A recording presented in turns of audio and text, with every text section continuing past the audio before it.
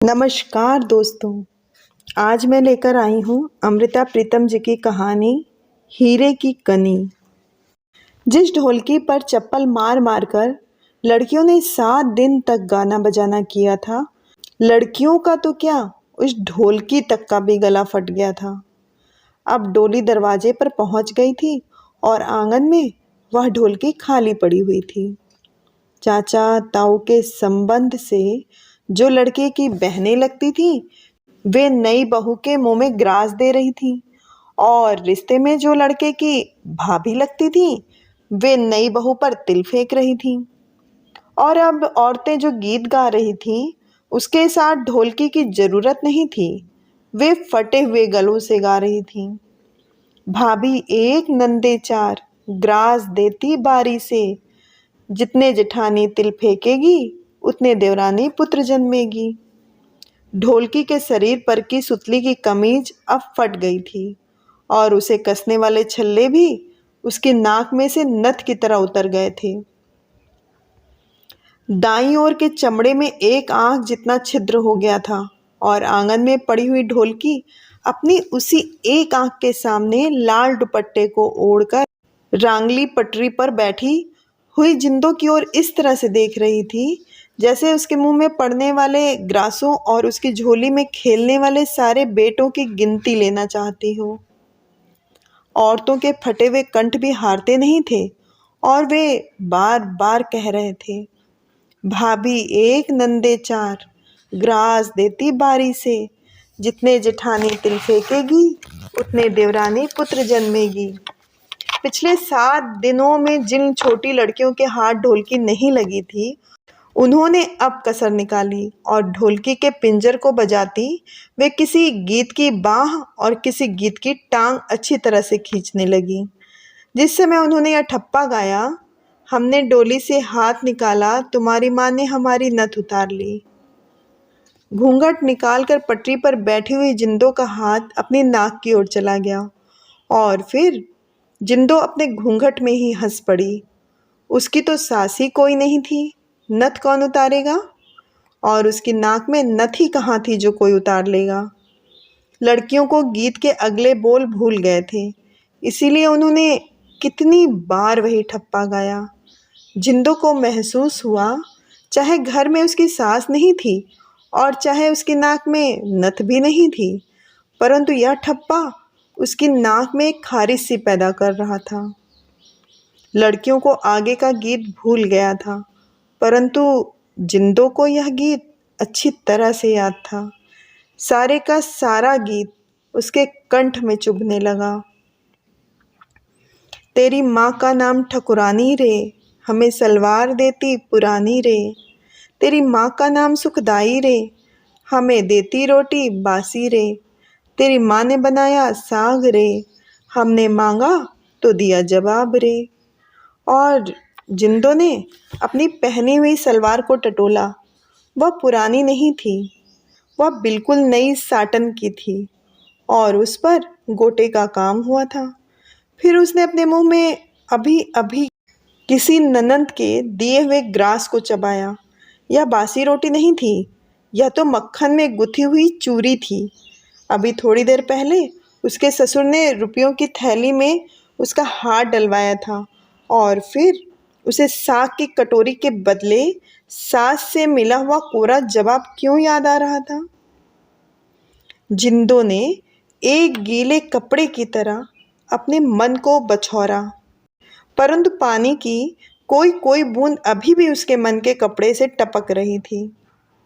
जब भी कोई लड़की डोली में से हाथ निकालती, गोटे किनारे से कढ़े हुए कपड़े पहनती, चूरी के ग्रास मुंह में लेती और रुपयों की थैली में से मुट्ठी भरती है। यह गीत उसके पास ही खड़ा हो उसकी चुटकी क्यों भरता है, और क्यों उसकी खाली नाक का, पुरानी सलवार का, बासी रोटी का और कोरी जवाब का अपशगुन करता है। और फिर जिंदो को उस गीत का अंतिम ठप्पा याद आया, अरे मैंने डोली से निकाला पैर रे, तेरे सिर की मांगती हूँ खैर रे। और जिंदो के मन में आया कि उसे घूंघट में से ही कहीं उसका चेहरा दिख जाए, जिसके सिर की खैर उसने सारी आयु मांगनी थी। इस समय तो भरी दोपहरी थी, अभी शाम पड़नी थी, फिर कहीं रात का अंधेरा होना था। दिए का प्रकाश पता नहीं कितना होगा, जिंदो ने सोचा। जब मैं उसका मुंह देखूंगी, उसका मुंह जिसके सिर की खैर मांगते मैंने सारी आयु पुरानी सलवार पहननी है और बासी रोटी खानी है। भंडार की चाबी लेने के लिए जिसे बार बार आवाजें दी जा रही थीं, जिंदो को पता था वह उसकी दूर के रिश्ते की ननद लगती है। काफी देर परित्यागता थी। यहाँ गांव की चौथी जमात को पढ़ाती और अपने भाई के घर में रहती थी। यही ननद तेरी सास के स्थान पर है, इसके कहने में रहना, जिंदो को उसकी माँ ने कहा था। परित्यागता नंदे हड्डियों का रोग होती हैं, जहाँ नंदों की सरदारी हो वे घर नहीं बसते, जिंदो को उसकी सहेलियों ने कहा था। मठरी मिठाई निकालती ननन को जिंदो ने गौर से देखा। कितना पक्का मुंह है इसका। और सहेलियों की बात उसके शरीर पर एक कोड़ी की तरह रेंगने लगी। जिंदो ने जल्दी से हाथ मारा और कीड़े को दूर फेंकती अपनी माँ की बात को याद करने लगी। यही ननन तुम्हारी सास के स्थान पर है। दबी जबान से जिंदो की चचिया सासों ने पहले दिन कहा था, वैसे तो सुंदर शहजादी है पर रंग तनिक सांवला है। हमारा लड़का तो हीरे की कनी है। परंतु दूसरे दिन दहेज इत्यादि देखकर चचिया सासों की आवाज़ थोड़ी खुल गई और जिंदो का रंग तनिक सांवला होने के स्थान पर बहुत सांवला हो गया। और तीसरे चौथे दिन तक चचिया सासों की आवाज़ बिल्कुल खुल गई थी और उसका रंग बहुत सांवला होने के स्थान पर काफ़ी काला हो गया। परंतु जिंदो ने जैसे हरी शैल की सलवार का भविष्य देख लिया था और अपनी ननद के बारे में सहेलियों की कही हुई बात को भी अपने शरीर पर से कीड़े की तरह झाड़ दिया था। अपनी चचिया सासों की चोटें भी अपने हाथों में ले ली और उन्हें कहने लगी, भाई बात सुनो, अपने अपने भाग्य होते हैं ना। मैंने जब जन्म लेना था मेरी माँ का दिल बड़ा विशाल था। उसने सोना चांदी दान किया, इसलिए उसे हीरे जैसा दामाद मिल गया। परंतु आपके बेटे ने जब जन्म लेना था उसकी माँ कंजूस थी। उसने तेल तांबा दान किया, इसीलिए तो उसके घर काली बहू आई। इसमें मेरा क्या दोष है। चचिया सासें खिलखिलाकर हंस पड़ी और फिर जिंदो का रंग न काला रहा, न बहुत सांवला और न थोड़ा सांवला। वो सभी संबंधी तथा पास पड़ोस की औरतों की सुंदर शहजादी प्रतीत होने लगी। एक दिन जिंदो की नन ने दाल बनाई थी। जब जिंदो खाना खाने बैठी, हंसी का एक बल उसके पेट में पड़ गया। कहने लगी, बीबी जरा मेरी कमीज चुन्नी पकड़ो तो। क्यों, क्या हुआ। मैं डुबकी लगाकर दाल में से दाना ढूंढ लाऊं। ननन का मुंह मोटा हो गया। कितनी ही पड़ोसनों को उसने मुंह बिसूर कर यह बात सुनाई। पड़ोसने हंस हंस कर लोटपोट हो गईं और उसे कहने लगी, अरे मूर्ख, शुक्र कर, किसी जन्म में तुमने पुण्य किया था जो इस तरह की भाभी मिली है। ऐसी हंसी के साथ न रोया कर। पास पड़ोस की औरतें किसी बहाने जिंदो के पास आ बैठती। कोई दाल से सालन बटा जाती, कोई तंदूर पर रोटियां लगाने आ जाती, कोई हाथ में टोकरी लेकर सूत बटोरने आ बैठती। अंधेरे सवेरे कोई खट्टा मांगने आई, पल भर बैठ जाती। उन्हें महसूस होता था कि जिंदो का हंसमुख चेहरा उनकी बासी जिंदगी पर एक छिड़काव कर देता था। जिंदो हंसती, पड़ोसने हंसती और जिंदो के जी में आता वह अपनी ननद के सख्त मुंह को रात को पानी में भिगो छोड़े ताकि सवेरे वह तनिक नम्र हो जाए। एक दिन जिंदो अपनी ननद को छेड़ने के लिए आहिस्ता आहिस्ता गाने लग गई। ननद और भाभी दोनों मिल बैठी हैं, कोई कर रही हैं करार। और जिंदो को महसूस हुआ कि अभी उसकी ननद भागी भागी आकर उसके पास बैठ जाएगी। भाभी की कमर में एक चुटकी भरती हुई कहेगी, हैरी भाभी सच। और फिर आगे नन्हे मुन्ने की बात करेगी, नए सूट का वादा लेगी, शायद कोई जेवर ही मांग ले। परंतु ननद के पैर पता नहीं काहे के बने हुए थे। वह कभी भी भाभी के पास भागी भागी ना आई। उसने कभी भी नन्हे मुन्ने की बात नहीं छेड़ी। जिंदो की बाहों का चूड़ा भी मैला नहीं हुआ था जब उसकी ननद ने स्कूल जाते समय एक दिन उससे कहा, भाभी इस तरह पटरी पर बैठे बैठे घर नहीं चलता, आज मेहतरानी से गोबर ही थपवा लेना। पर गोबर तो बीबी अभी थोड़ा सा ही है, 4 दिन ठहर कर थपवाएं तो अच्छे उपले बन जाएंगे। और वह केरी का ढेर जो लगा पड़ा है उसे फेंकना थोड़े ही है, उससे कहना गोबर में सारी कैरी मिला ले और गोल लड्डुओं की तरह बनाकर सूखने डाल दे। ननद चली गई और जाती बार जिंदो को कटोरे में लस्सी और ढकने में मिठाई डालकर दे गई। जब से जिंदो का विवाह हुआ था अभी तक उसे सुबह लस्सी के साथ मक्खन रोटी नहीं मिली थी। अभी तक उसे विवाह की बची हुई मिठाई का चूरा खाकर ही लस्सी पीनी पड़ती थी। मठरियाँ जो अब तक सूख कर लकड़ी हो गई थीं, लड्डू जो अब तक बिल्कुल पत्थर बन गए थे। इतनी भी क्या कंजूसी, कोयलों की केरी और बीच में थोड़ा सा गोबर जिसे जलाते समय बिल्कुल धुआं ही धुआं। और जिंदो को याद आया उसकी ननद ने कहा था लड्डुओं की तरह बनवा कर उन्हें सूखने डलवा देना। और लस्सी का घूंट भरते जिंदो ने सामने पड़े हुए ढकने में से लड्डू पकड़ा। उसे महसूस हुआ उसके मुंह में किसकिसाहट आ गई थी। इन लड्डुओं में भी शायद केरी, और जिंदो ने लड्डू के स्थान पर अपनी सोच ही दांतों में दबा ली। इतने महंगे हाथी दांत का रंग भी कच्चा होता है, देखो नीचे से सफ़ेदी निकलने लग पड़ी है। एक दिन जिंदो ने अपनी दोनों बाहों को अपने पति की झोली में रखते हुए कहा, नहीं मन करता तो इस चूड़े को उतार दो और खाली बाहें लटका कर फिरूं, सोने की चूड़ियां बनवा दो ना। परंतु जिंदो ने देखा उसके पति ने हाँ नहीं की थी। बात को हंसी में टालते हुए वह कहने लगी, नहीं तो छन छन करते कांच के गजरे ही ला दो, चूड़ा उतार दूंगी। अभी तक जिंदो की बाहों ने न सोने की चूड़ियां चमकी थी और न कांच के गजरे ने छन छन की थी। जबकि एक दिन वह आधी रात को जाग उठी। उसकी ननद आंगन के परले कोने में बैठी थी और उसे मतली आ रही थी। रात को कम अधिक खा गई होगी, सच कल इसने बासी पकौड़े जो खाए थे। जिंदो ने मन में कहा और उठकर उसे कुल्ला करने के लिए पानी का लोटा दे आई। अगले रोज उसकी ननद ने खाया पिया कुछ नहीं, पर जिंदो ने देखा वह स्कूल जाते समय जरा सी चूल्हे की मिट्टी उतार कर ले गई थी। उस रात जिंदो को सपना आया वह मैके गई हुई है और उसकी प्यारी सहेली शन्नू उसे कच्ची अंबियां तोड़ तोड़ कर दे रही है। जिंदो की आंख खुल गई, मेरी झोली में अंबियां। जिंदो की स्वाभाविक ही हंसी निकल गई। उसके मन में आया कि वह अपने पति को गुदगुदा कर जगाए और उसे बताए कि जब सपने में कोई फल झोली में पड़ता है तो उसका क्या मतलब होता है। रसोई में हल्का सा खटका हुआ। जिंदो ने करवट बदली और देखा रसोई में धीमी सी रोशनी भी थी।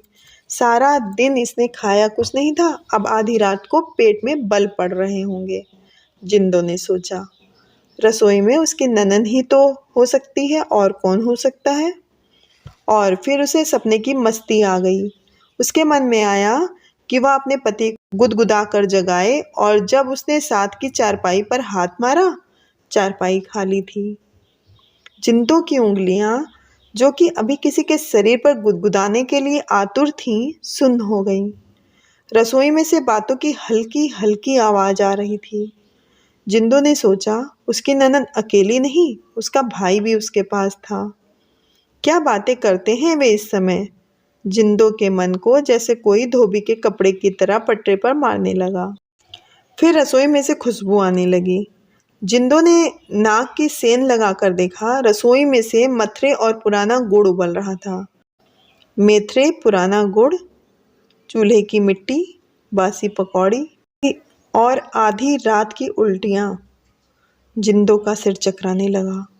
जिंदो चारपाई से उठी, परंतु फिर उसकी टांगें कांपी और वह चारपाई की पाटी पर ही बैठ गई। इतनी देर में रसोई से उसका पति बाहर आ गया। इस समय तू क्या कर रही है जागकर। जिंदो के पति ने उसके पास जाकर कहा। उसकी आवाज़ धीमी थी, परंतु एक विशेष तरह की शक्ति थी उस आवाज़ में। जिंदो को महसूस हुआ मानो उसके शरीर पर एक छड़ी का निशान पड़ गया था। फिर जिंदो ने सोचा, यह बात तो मैंने इसे पूछनी थी और यह उल्टा मुझे पूछ रहा है। जिंदो अभी सोच ही रही थी कि इस बात का अपने पति को क्या उत्तर दे, या यही बात दोहराकर उससे पूछे, कि उसके पति ने उसका हाथ पकड़कर उसे चारपाई की बाहीं पर से उठाया और बाहर के दरवाजे की ओर ले गया। मेरी बात सुन। जिंदो की आंखें अपने पति के चेहरे की ओर उठी और वहीं गड़कर रह गईं। एक बात हो गई है। जिंदो की जबान पता नहीं किस सुई से सिल गई थी। उसने बहुत जोर से उसे हिलाया कि वह अपने पति से उस बात की बात करे, परंतु जबान का कोई टाँका न टूटा। उसे उसे उसे दिन चढ़ गए हैं, जिंदो के पति ने आहिस्ता से कहा और फिर आगे कहने लगा। तुम एक काम करो, गली के कोने में एक दाई रहती है। आहिस्ता से उसका दरवाज़ा खटखटाकर उसे बुला लाओ। इन दाइयों के पास बहुत दारू होती है। पर यह है किसका? जिंदो की जबान का टाँका टूट ही गया। इस समय कुछ मत पूछ जिंदो, मेरा मन घबराया हुआ है, जिंदो के पति ने उसकी उपेक्षा करते हुए कहा। नहीं, पहले मुझे बताओ। जिंदो की जबान के सारे टाँके टूट गए। तुम्हें क्या, चाहे किसी का हो? जिंदो के पति ने आवेश में आकर कहा। चाहे तुम्हारा हो? जिंदो ने जाने आग में फूंक मारी। हाँ हाँ, चाहे मेरा हो, और है मेरा ही। अब बता, क्या करेगी?